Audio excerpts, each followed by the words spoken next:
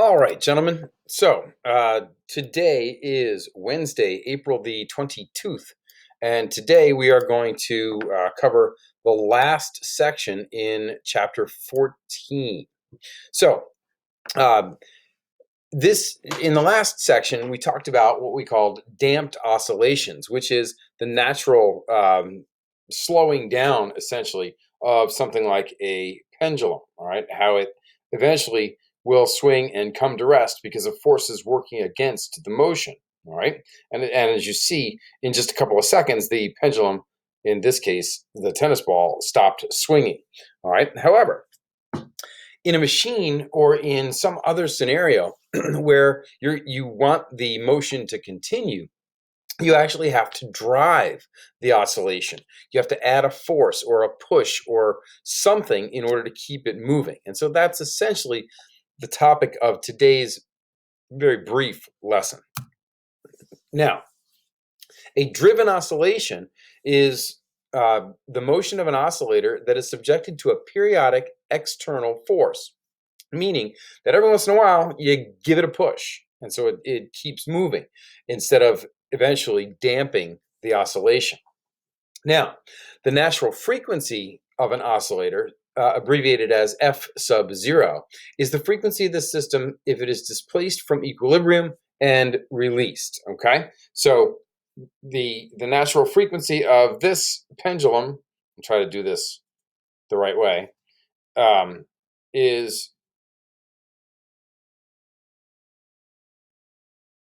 the time it takes to go from here to there. All right. Now, the driving frequency, which is what we call Fx, all right, extension, or external force, is a periodic external force of frequency.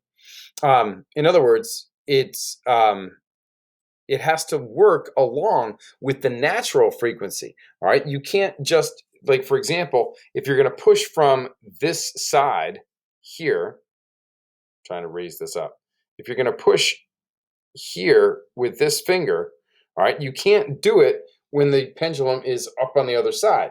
You have to do it when it's right here. Okay, and so you have to apply the force at the same time interval as the frequency of the pendulum. All right, if the pendulum is swinging to the left, you can't hit it as it's going to the left. You have to get it when it's all the way to the right and then tap it at that same frequency. And so the time interval between the drives has to be the same as the period of the oscillator. Okay, so what does that mean in terms of our physics deal here? All right, well, first, let's have a look at this graph.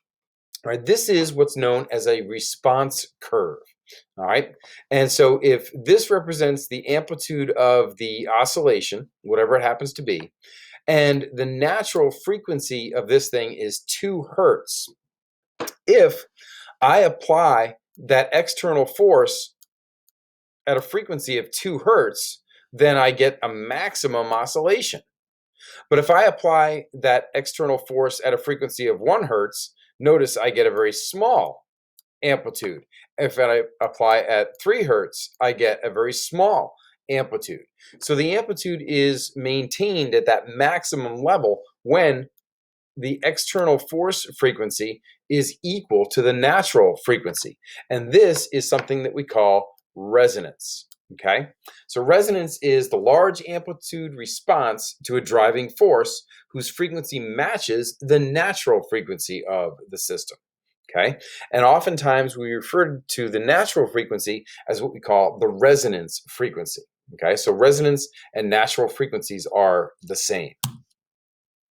Now, if the two frequencies, the external frequency and the natural frequency, are the same, you can get very large amplitudes in this case. So again, let's look at the natural frequency of 2 hertz. If we apply a drive force at a frequency of 2 hertz, then we can do a make a huge amplitude. If the system has very little damping, it doesn't slow down very much, we can increase the frequency, the resonant frequency, and increase the amplitude to a very high level. On the other hand, if the thing is very significantly damped, then we get this very low move here. All right, so compare these two, all right, with a tau value of 50 times the period versus a tau value of 5 times the period, we obviously can get a very large amplitude in this case. Okay, so question 14.5. If you drive an oscillator, it will have the largest amplitude if you drive it at its blank frequency. And of course, the answer there is choice C, its resonant frequency. Now, unfortunately, there's an error in this diagram. This should say 20 centimeters because the length of pendulum C is longer than the other two. But a series of pendulums, each with different length strings and different masses, is shown below. Each pendulum is pulled to the side by the same small angle. The pendulums are released, and they begin to swing from side to side. Now, which of the pendulums oscillates with the lowest frequency? Well, first of all, I hope you remember from the other day that the mass of the bob at the end of the pendulum has absolutely no effect on its frequency. Therefore, we need to look at the value of the length of the string. And as I said earlier, this is not 15, it's 20. And because this is the longest pendulum, it will also have the lowest frequency. Okay, think about that. I mean, if you take a string with a very short string, its period is very small. The longer you make it, the longer it takes to get back and forth. Okay. All right. Now, an application for the biology world here occurs in the human ear. Okay. First, resonance in a system means that certain frequencies produce a large response and others do not. And it's resonance that actually allows us to hear different frequencies, different pitches of sound. That's what frequency is in terms of sound, the pitch of the sound that you hear. For the love of God, inside your ear. So, sound waves come down the auditory canal and strike the eardrum, the tympanum here.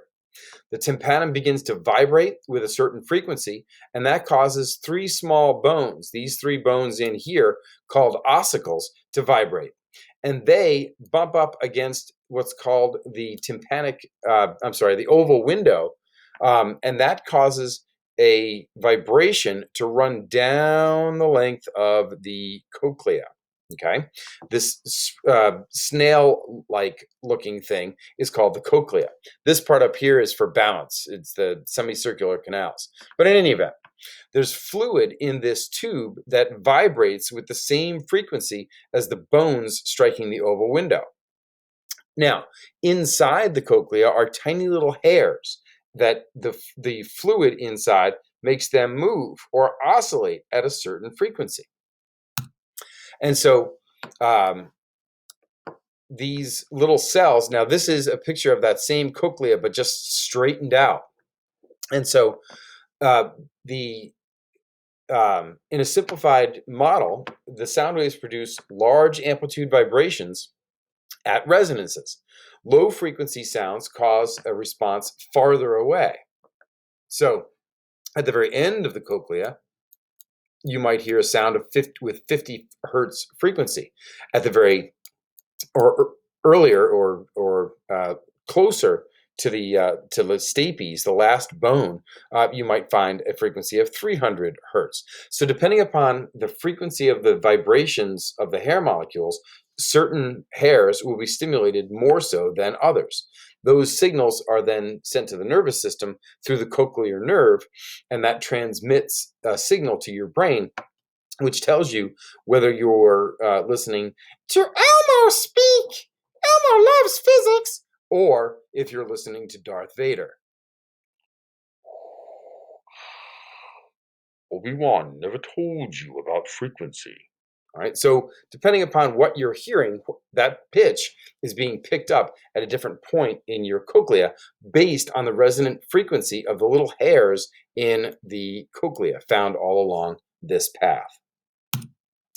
The fact that different frequencies produce maximal response at different positions allows your brain to determine very accurately the frequency of the sound that you're hearing. Just because of a small shift in frequency causes a detectable change in the position of maximal response. Okay, so a maximal response would occur here for 300 hertz frequency sound, but here for a 50 hertz frequency sound. Okay, gentlemen, that brings us to the end of chapter 14. And your homework for tonight, due at the end of business today, is questions 40 to 43 at the end of chapter 14. Of course, as always, odd numbers only. All right, gentlemen, happy Wednesday.